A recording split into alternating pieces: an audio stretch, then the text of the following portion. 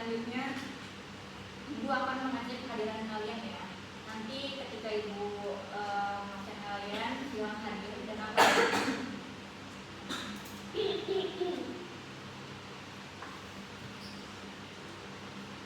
Siti Maulia hadir Bu.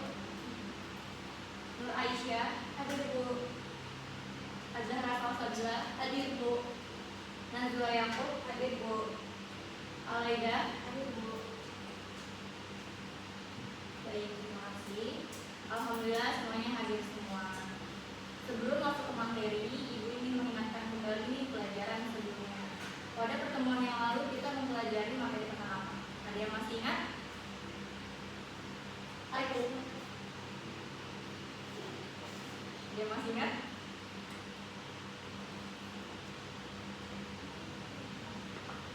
Teks narasi Bu. Iya, betul. Teks narasi. Nah, materi yang akan kita pelajari hari ini masih berkaitan dengan karya sastra, yaitu teks cerpen. Apakah kalian pernah membaca cerpen? Pernah Bu.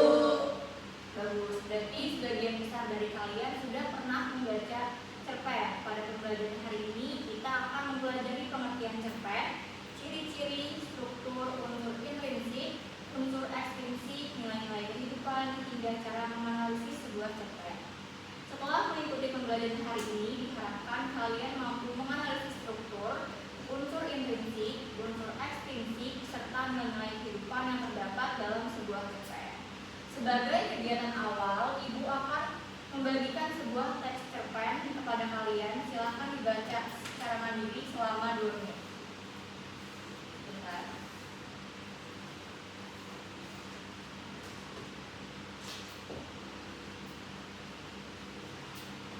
Silahkan dibaca.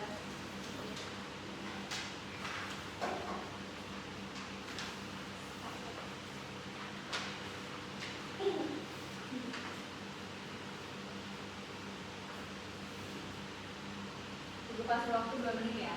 Baik Bu.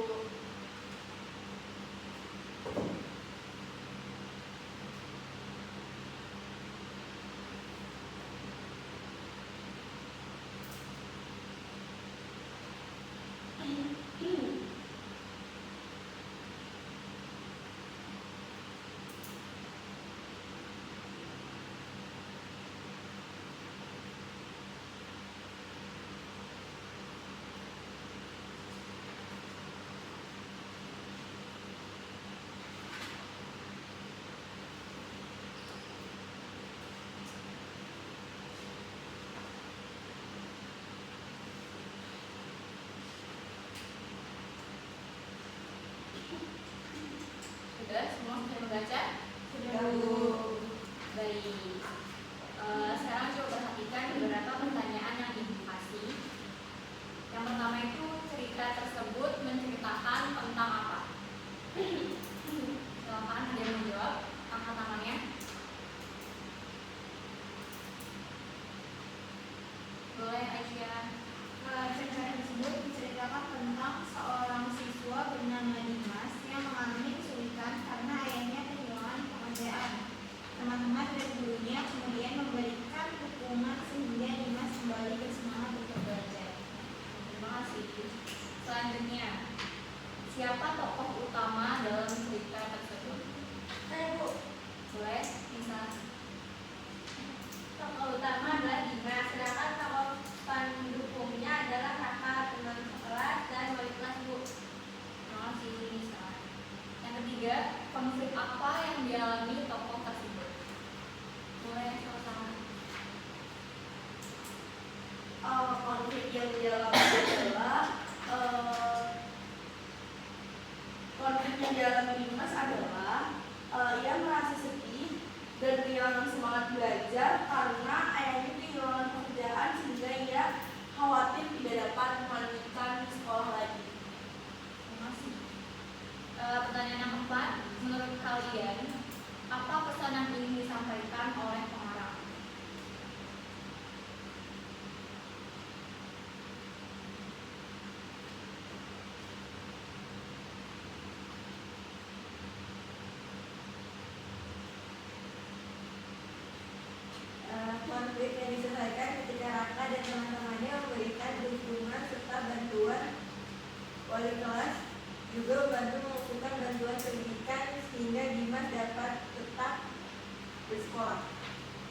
Baik, makasih Najwa atas jawabannya. Jawaban kalian ini sangat baik. Sekarang mari kita pelajari materi tentang teks cerpen agar pemahaman kalian semakin lengkap ya. Baik, Bu.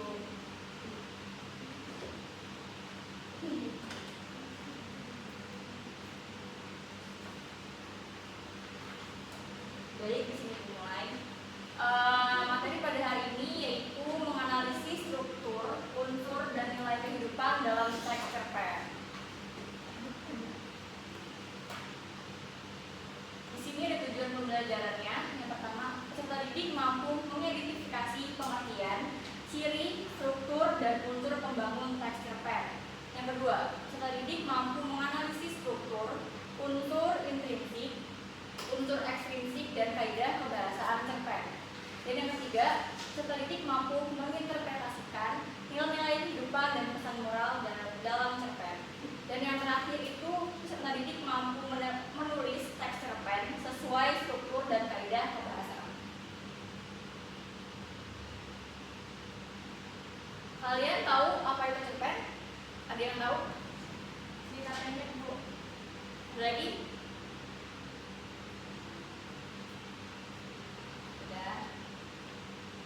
Jadi, cerpen ini atau cerita pendek ini adalah karya sastra berbentuk prosa fiksi yang menceritakan suatu peristiwa atau pengalaman tokoh secara singkat, padat, dan berpusat pada satu konflik utama.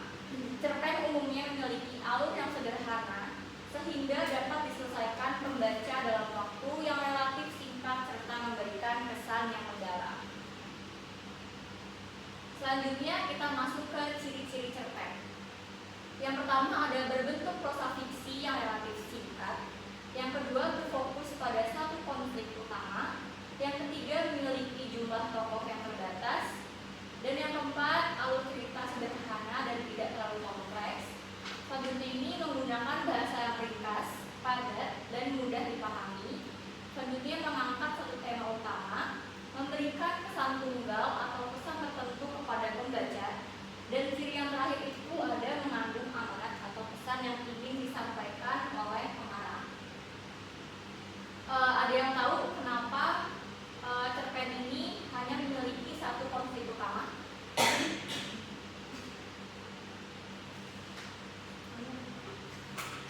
Boleh angkat tangannya?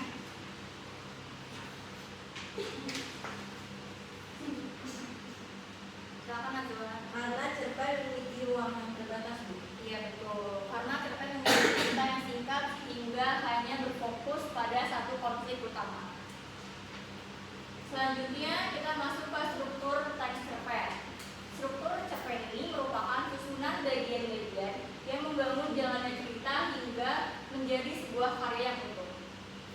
Di sini strukturnya di sini adalah yang pertama itu orientasi, yaitu pengenalan tokoh, latar, dan situasi awal cerita.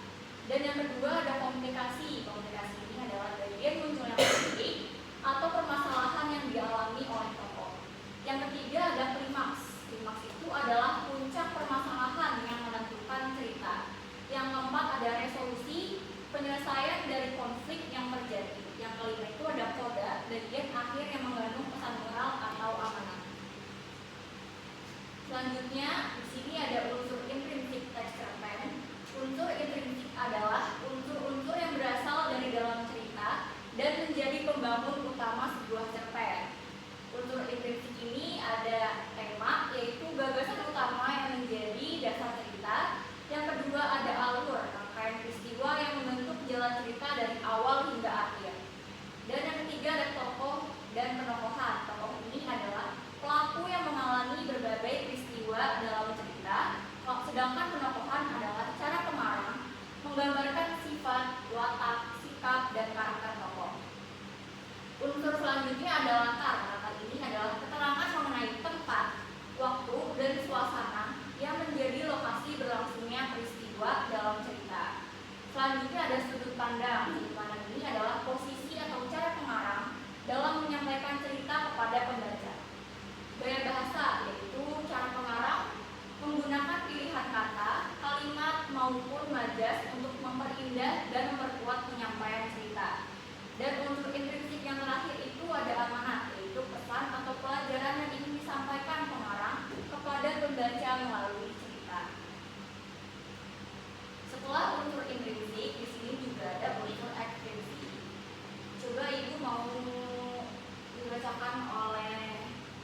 Aisyah. Coba tolong bacakan. Yang unsur ekstrinsiknya itu. Iya betul. Yang pertama latar belakang pengarang, pengalaman pendidikan dan pemandangan hidup dan pandangan hidup pengarang yang mengaruhi isi cerpen. Yang kedua, nilai sosial dan budaya, nilai yang berkaitan dengan norma, adat, kebiasaan dan budaya masyarakat. Yang ketiga, kondisi masyarakat, keadaan sosial, ekonomi, politik atau lingkungan yang mempengaruhi cerita.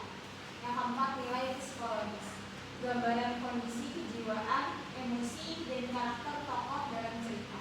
Dan terakhir, nilai sejarah, peristiwa atau kondisi sejarah yang menjadi latar atau inspirasi cerpen.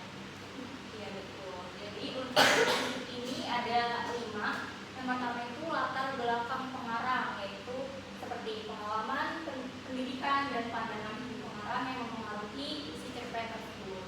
Dan yang kedua ada nilai sosial dan budaya, yaitu nilai yang berkaitan dengan norma, adat, kebiasaan, dan budaya masyarakat.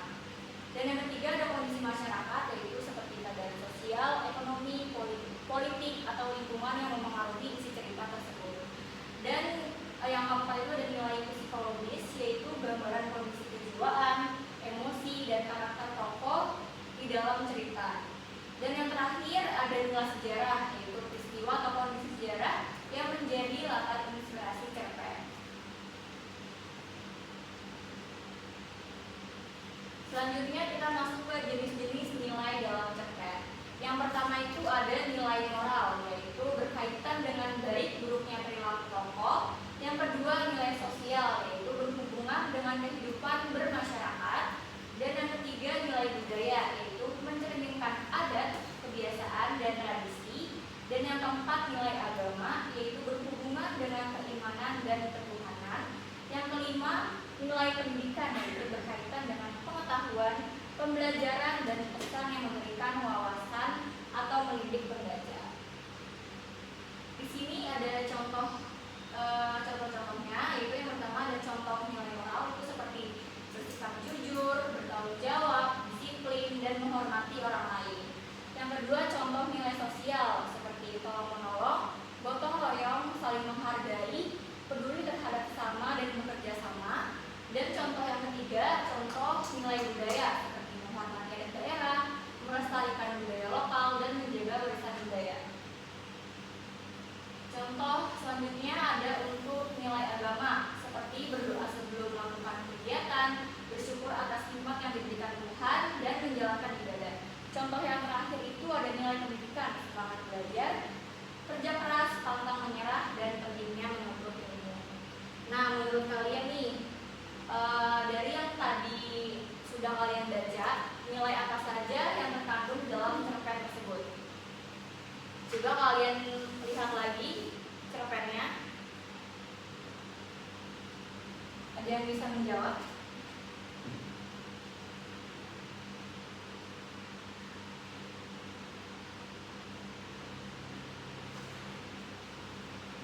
Boleh, Salsa? Nilai-nilai kehidupannya itu ada nilai agamanya, yaitu bersyukur dan saling tolong menolong. Terus nilai moralnya itu tidak mudah menyerah dan peduli terhadap teman.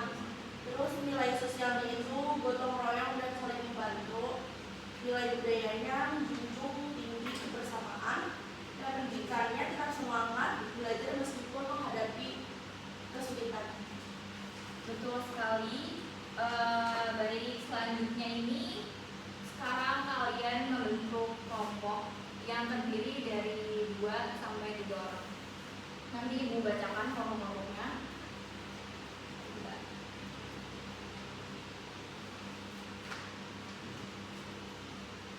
Jadi kelompok yang pertama itu ada Siti Maulia dan ada Salma. Kelompok yang kedua ada Nur Aisyah, Najwa Yaakob, dan Alaida. Nah, nanti setiap kelompok ini bertugas mengidentifikasi struktur, unsur intrinsik, dalam cerpen yang telah kalian baca tadi. Gunakan buku paket, KPD maupun sumber belajar lainnya untuk membantu kalian menemukan jawaban. Pastikan semua anggota ikut berdiskusi ya. Baik Bu. Baik Bu, silakan tuliskan hasil diskusi pada lembar tersebut yang telah dibagikan sama Ibu. Jika ada kesulitan jangan ragu untuk bertanya kepada Ibu ya. Ibu kasih waktu 10 menit cukup? Cukup Bu. Baik, silakan ditulis.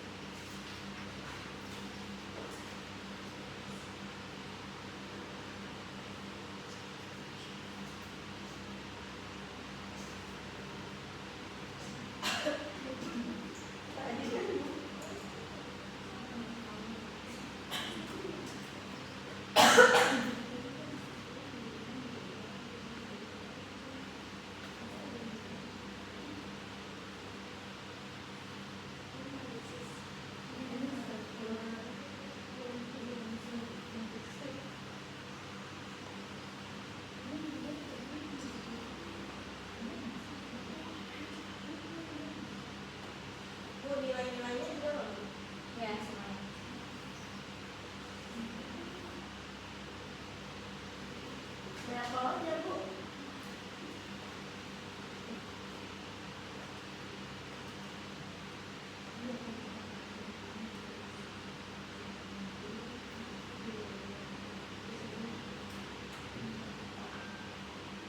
Sudah? Sudah Bu.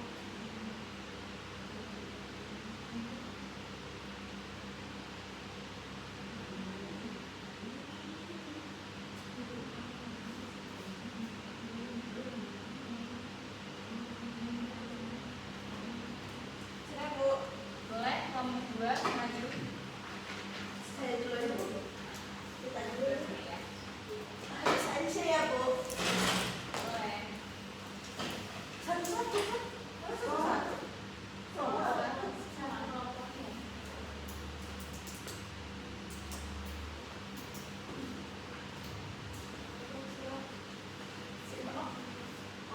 Jangan ribut. Siapa mulai? Oke, baik. Untuk struktur cerpennya yang orang, oh iya. Baik, izin perkenalan, nama saya Najwa Yakub. Saya Malaysia, saya Raja. Ya, kami izin memaparkan diskusi kami. Yang pertama itu tentang struktur cerpen. Untuk orientasinya adalah pengenalan Dimas, suasana kelas, dan kondisi Dimas yang murung. Untuk komplikasinya itu Dimas bercerita bahwa dirinya kehilangan pekerjaan sehingga dia takut tidak bisa melanjutkan sekolah. Untuk klimaksnya Raka mengetahui masalah Dimas dan mengajak teman-teman untuk membantu. Terus untuk resolusinya sekolah memberikan bantuan pendidikan sehingga Dimas dapat terus bersekolah. Terus untuk kodenya Dimas kembali semangat belajar dan menjadi tidak menyerah. Untuk unsur implisitnya yang pertama itu temanya adalah kepedulian dan persahabatan. Terus untuk alurnya maju. Untuk tokohnya itu Dimas, Raka, teman-teman sekelas, dan wali kelas. Untuk penokohannya, sebentar Bu.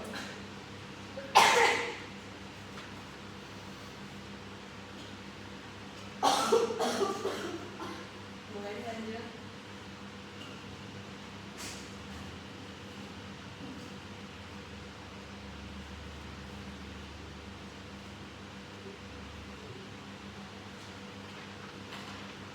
Sebentar Bu.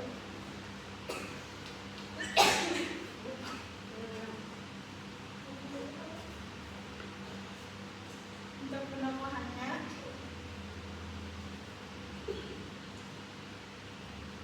Ayo Aisyah. Dimas, pendiam, mudah khawatir.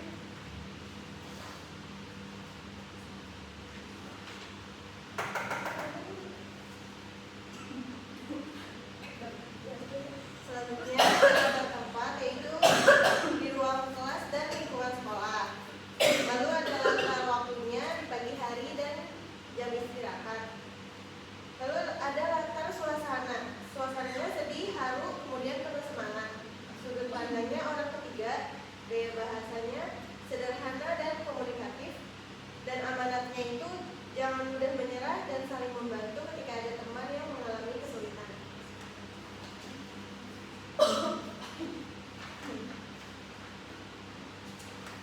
Unsur intrinsik, latar belakang,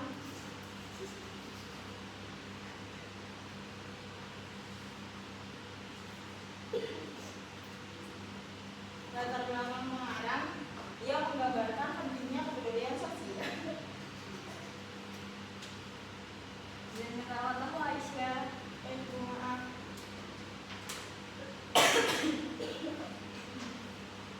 Terus setelah itu ada nilai sosial berupa sikap tolong menolong, kondisi masyarakat yang menunjukkan pentingnya solidaritas, nilai psikologis berupa rasa cemas, sedih, dan bangkit kembali, nilai pendidikan tentang pentingnya semangat belajar, nilai-nilai kehidupan, nilai agama, bersyukur dan saling tolong menolong, nilai moralnya tidak mudah menyerah dan peduli terhadap teman, nilai sosial gotong royong dan saling membantu, nilai budaya menjunjung kebersamaan,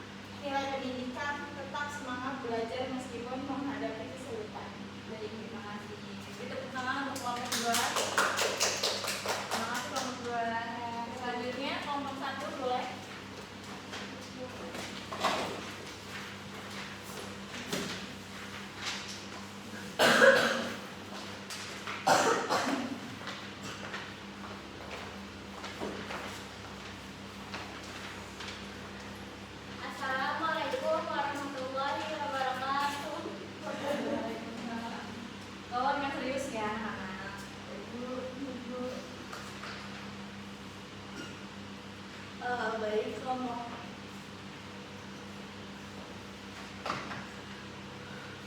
baik di sini kelompok 1 ingin menjawab hasil diskusi kelompok tadi. Di sini tokohnya ada Dimas, Raka, teman-teman sekelas, dan wali kelas. Terus,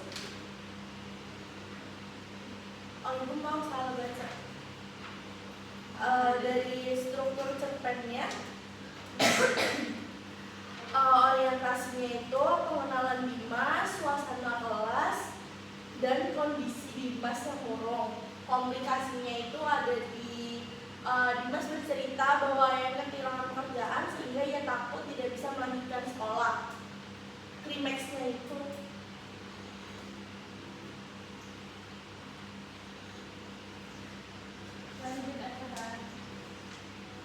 Raka mengetahui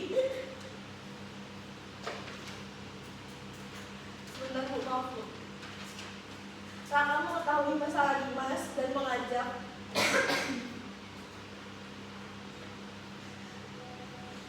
teman-teman membantu. Terus resolusinya, Tolongnya serius ya, ngomong 1. Ibu mau Bu Aisyah, Bu. Aisyah? Iya, Bu. Ini Bu. Terus resolusinya ada sekolah memberikan bantuan sehingga Dimas dapat terus bersekolah. Kodenya Dimas kembali bersemangat belajar dan berjanji tidak menyerah. Di sini ada unsur intrinsik. Temanya yaitu tentang kepedulian dan persahabatan. Terus alurnya itu menggunakan alur maju. Tokohnya itu ada Dimas, Raka, teman-teman sekelas, dan wali kelas. Terus penokohannya, Dimas itu pendiam, mudah khawatir. Raka itu peduli, baik hati. Teman-teman sekelasnya itu kompak, wali kelasnya bijaksana.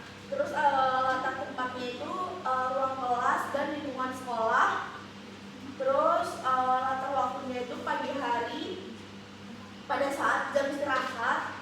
Latar suasana itu sedih, haru, kemudian penuh semangat.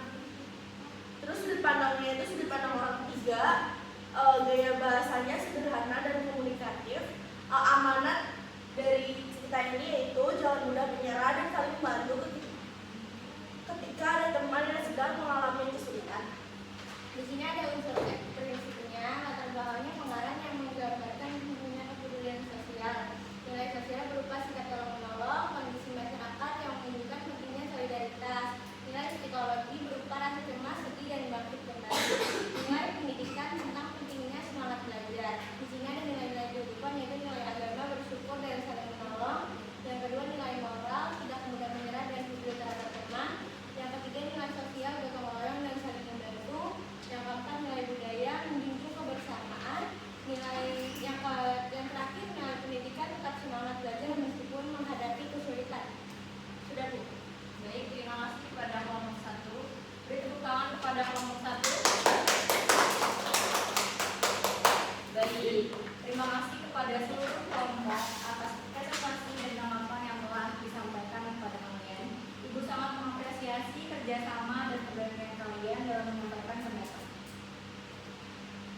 Dari pembelajaran hari ini dapat kita simpulkan bahwa cerpen bukan hanya hiburan, tapi juga cermin kehidupan yang penuh nilai kebaikan. Cerpen mengajarkan berbagai nilai kehidupan yang membentuk karakter dan empati manusia. Melalui analisisnya, kita belajar memahami makna kebaikan dalam setiap cerita. Baik, itu saja yang dapat Ibu sampaikan. Sebelum menutup, silakan Najwa untuk doa penutup.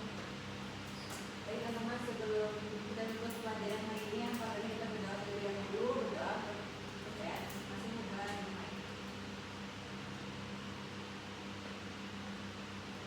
Berdoa selesai. Baik, terima kasih atas perhatian dan kerjasama kalian. Semangat selalu belajarnya. Mari kita tutup pembelajaran dengan membaca hamdalah bersama.